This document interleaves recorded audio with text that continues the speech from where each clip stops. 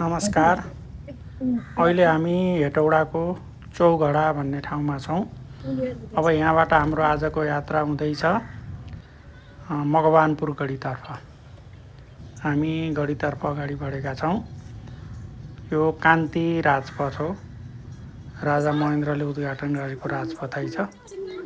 यो देखिएको विद्याश्रम रहेछ यहाँ। यो चुच्चे खोला नजिकै खुवाको लागि प्रख्यात पनि छ चुच्चे खोला।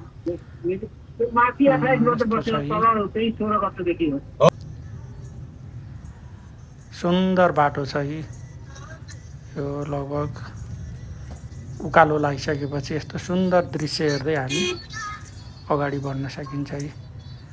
यस्ता घरहरू छन्। यो मकवानपुर गढी जाने बाटोको अवस्था हो यस्तो छ।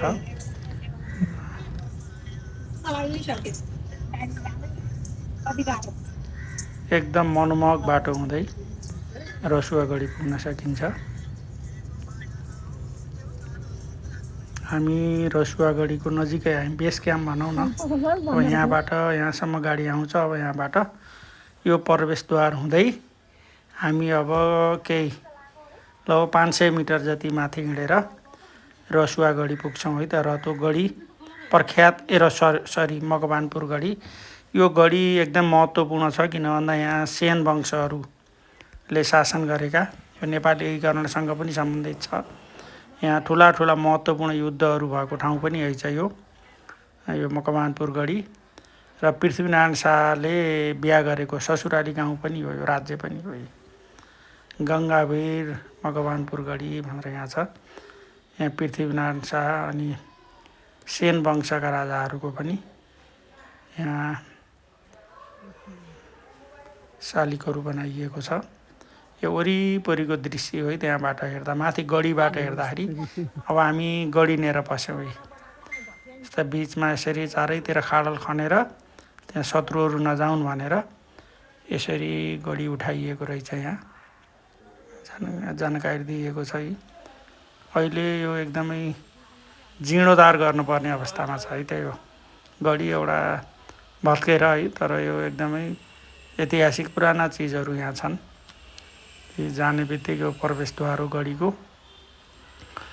यहाँ जाने बित्तिकै एउटा मन्दिर रहेछ। यताउता सबै गढी हुने पहिले सबै भवनहरू हुन्, अहिले भत्केर यस्तो छ अवस्था। यो दरबार हो। यो दरबार पनि जीर्ण अवस्थामा रहेको छ। यो मन्दिर हो यो यो वंशगोपालको मन्दिर हो।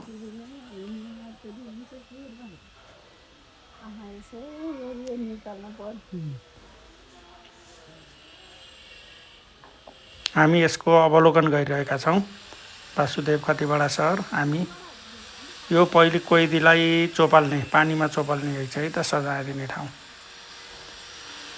यसरी इटाले बेलामा पनि यसरी इटाले भवनहरू गराइएको रहेछ, घरहरू। चारैतिरको दृश्य छ। आन्तरिक पर्यटकहरू पनि यहाँ जाने रहेछन्।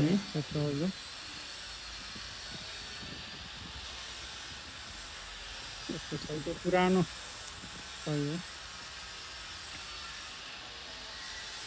यस्तो सुन्दर दृश्य छ है त यो मकवानपुर गढीमा।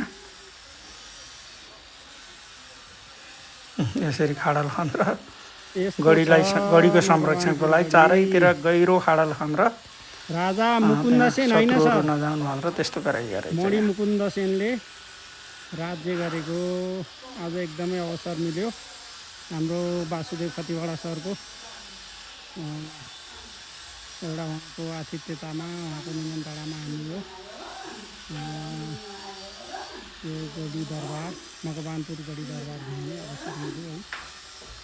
उहाँले आफ्नै गाडीमा हामीलाई घुमाउनु भयो। यस्तो छ। हामी अहिले मकवानपुर गढीमा छौँ है।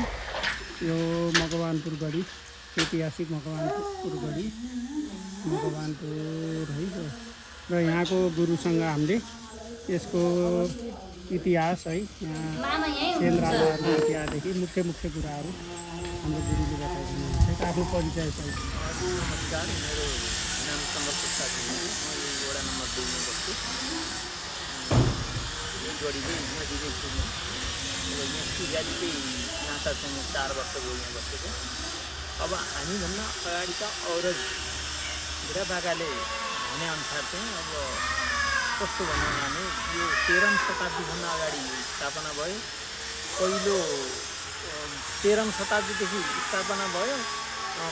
15औंदेखि चाहिँ लुवानसेनदेखिबाट चाहिँ नारायणीदेखि पूर्व टिस्टासम्म चाहिँ राजकाज चलाएको भन्ने पाइन्छ। अब सबै राजाहरूको नाम त्यति मलाई थाहा छैन, अब आउँदैन अक्षरी भित्र। अब हजुरहरू यहाँहरू डुल्नुभयो, यहाँ डुले मध्येमा चाहिँ भित्र चाहिँ कस्तो बनाउला भने यो मेनद्वार भयो, पल्लो छेउको आपतकालद्वार भयो, त्यहाँ डोरीले घेरेको खाल्टो कारागारको इतिहास भयो, राजकाज चलाउने दरबार भयो, सेन वंशले मानेका इष्ट देवता बालगोपाल कृष्ण भगवान् हुनुभयो, यो पाले पहरा हात हतियारको दरबार भयो, यो जीर्णोद्धार गर्दैछन्। उतापट्टिको खाल्टो पानीको स्टोर शिवजीको मन्दिर। अब नेपालभरिमा सबैभन्दा 205वटा गढी मध्येमा सबैभन्दा ठुलो गढी यही मानिन्छ। अब यसैकै पिठमा पनि यी नजिकै सानो गढी भन्ने छ, ढुङ्गे गढी भन्ने छ। ढुङ्गे गढी भने चाहिँ उत्तर पश्चिम पऱ्यो 300 मिटर, सानो गढी पऱ्यो, ढुङ्गे गढी पूर्व उत्तर पऱ्यो 2 किलोमिटर माथि पर्छ। त्यहाँ चाहिँ ढुङ्गे गढीमा चाहिँ सेन राजाले मानेका कुलदेवता महाकाल देवी माने रहेछ। जस्तै अहिले ठाडो भाषामा बुझाइदिनु पर्दा चाहिँ यो ठुलो गढी भने चाहिँ सिंहदरबार जस्तो, सानो गढी टुँडीखेल जस्तो, ढुङ्गे गढी भद्रकालीको थान जस्तो भनेर चाहिँ बुझाइदिन्छु अब प्रष्टसँग। यही नै हो हजुर। धन्यवाद है गुरुलालाई। हामी अब गढी अध्ययनपछि निस्क्यौँ है त। त्यही बाटो गएको यही बाटो निस्क्यौँ र हामी चिप्चे खोलामा आएर अब यहाँको खुवा खान्छौँ अनि हामी हेटौडातर्फ फर्कन्छौँ है त। ल नमस्कार। यो भिडियो अन्तिमसम्म हेर्नु होला है त। ल यो हो चुच्चे खोला।